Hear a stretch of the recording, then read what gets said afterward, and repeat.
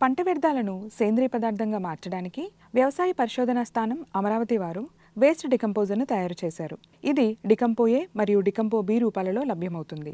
1 ton పంట వ్యర్థాలను లేదా 1 ఎకరంలోని పంట వ్యర్థాలను అక్కడికక్కడే కుళ్ళిపోయేలా చేయడానికి 1 కిలో డికంపో ఏ మరియు 1 కిలో డికంపో బి సరిపోతాయి.